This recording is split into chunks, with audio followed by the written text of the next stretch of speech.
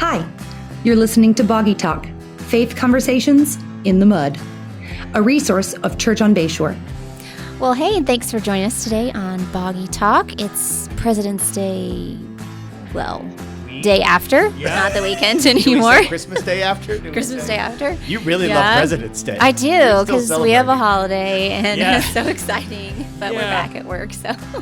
Yeah. How did you guys celebrate President's Day? Did you guys dress up? And I went to costumes? Nashville for President's Day. Oh, that's right. You were there for the executive What were you committee. doing It's kind of there? sounded cool, right? Yeah. And then, Okay, yeah. for a meeting. We reenacted some famous scenes from Congress and presidents and our home. I'm just kidding. Why do I know why we combined Washington. We used to celebrate Washington's birthday and Lincoln's birthday, so we just combined it into one holiday, and now we all get it off. So Okay. Oh, I thought we were celebrating Trump's birthday. I'm sorry. I was it totally will probably be confused. President's renamed Day. that by the end of This his is true. We are renaming a lot of things recently, so. My Apple map still says Gulf of Mexico. Okay, Is I was your wondering. stuff- I haven't checked, but I heard Apple hadn't changed, but Google has. So Really? depending on what country you're in, like if you're in Mexico, Okay. it will say Gulf of Mexico. Really? That's what someone said. Well, yeah, I I haven't would gone to think. Mexico to try it, but if anybody wants to pay for that, I'll go and test it out. So, like, if you're in Mexico, does Texas on the map say Old Mexico? Old Mexico, right? That's funny. Probably not. Maybe. Okay. Doubt it. Probably not. Okay. Yeah. Well, this coming week on Sunday, we're going to have a very special night. That's right. Vision night. Vision Yes. night. So why should people come? see- Why should they be because there? you never know what people are going to see Okay. on Vision night. Yes. That's right. Why should they Right. come?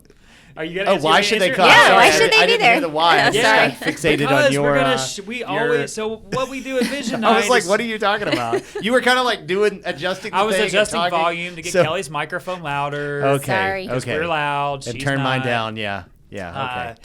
Okay. So We'll see what vision the Lord gives us. We just don't know we what wait to until- expect and yet. see. We wait until 4:59 to see what he's going to reveal Holy for Spirit, the rest of the we're year. just standing in there like this, and then He gives it to us, and we walk on stage, and Yeah, we're like, boom. It'll Down be Thus most says the exciting Lord. then. So I just already had all those visions pre-made for the Yeah, slides that's that y'all will be right. showing. God gave Oh, you wait. a free. Oh, wait. Gave you a pre-show. Dang, she just ruined our. Sorry. Our One of the things we theatrical- always do is kind of year in review, kind of where we are in 2024, the year prior, tracking in our 10-year goals, and then really what's ahead. And this Some year, big things. some big things ahead. And you should just come to Vision Night and find out what those things are. Yeah. So Yes, definitely. Okay, this is a throwback to last week because, we have to talk about it, but our predictions were pretty off with the Super Bowl. I Just said the needed to Eagles say would I win. said the Eagles would. You I did. I said it would. No, be, I think you said the Chiefs were going to win. I said that I want the Eagles to win, but I think the Chiefs will. So I could claim Okay. both. Oh. But score-wise, weren't I we was like not all predicting really a off? blowout. We Yeah, were we were all way really off off. with Okay. that. And I was never, well, I shouldn't say never. I was glad to be wrong about the score. It was great to see the Eagles win. I don't know. Yeah. So I was at the youth party, right? I ended up hanging around because Yeah. there was way more students than we There were thought a lot there of would be. students there. It was great. Nice. And then the game was really boring. So Yeah. the students Were for like- 4 hours sitting through a boring game. They weren't watching it. So they were not bad. We have amazing students, amazing families, except for you. You know who I'm talking about. No, I'm just That kidding. one. But they don't listen to Boggy Talk, Always I'm sure. one. Whoever that would be, I literally didn't have anyone in mind. But so it started to get a little like, oh man, I wish this game was closer. Yeah. Because the A little more, yeah. students would care and not be Yeah. bouncing off the walls. Yeah, Yeah. that makes sense. Well, back to our regular program schedule. Here we are. Yes. Here we are. Last Sunday, you spoke on Joshua 5. Joshua chapter 5. Yeah, so that was a fun sermon for Most of you. Most of I have a it. few verses to take next week. Yes. so The end of chapter 5 is coming next week. Yeah. About the angel armies. And Yes. yeah. Are you going to sing the messed up the version of song. God of Angel Armies? Yes. How's is that the lyric go best. again? There's a guy. He's basically if you're, there's like Instagram accounts. There's one called Worship Fails, and the funniest one you'll ever see is this guy leading the song Angel Armies, and he basically starts to sing Arms of an Angel. Oh, He's like, yeah, the "Oh, arm- gods of arms of angels," like the wrong lyrics, and he also looks really awkward too. Arms of the It's so angel. bad. It's so bad. Yeah, Yeah. that's rough. So you want to, for anybody who maybe wasn't there, kind of give us like a brief synopsis about Well, James strategically handed off this passage because he preached through Galatians already and was just really tired of talking about circumcision. Yeah, that's right. That's good. So, that's good. So chapter 5, they've crossed over the Jordan, and they're in the promised land, and the enemies are there. That they knew that they were there. They sent out the spies. They saw the enemies. God's promised them victory. He's promised this land to them, and so really. This passage, two things we see in it.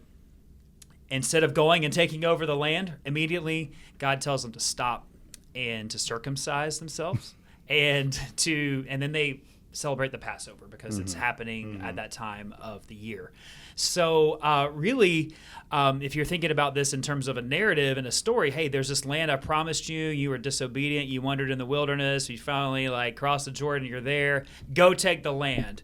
And there's bad guys, and you're going to have to take over the bad guys. So you would think, practically speaking, they would be ready, getting themselves ready for battle. Yeah. And if you could think of things that probably don't help you get ready for battle, it would be circumcision. Not a very practical tactic for preparation to take on enemies. Yeah, right. So it's a very impractical thing. And one of the things we said is just that God calls us to do impractical things as worship to Him. So that was one of the themes we were talking about.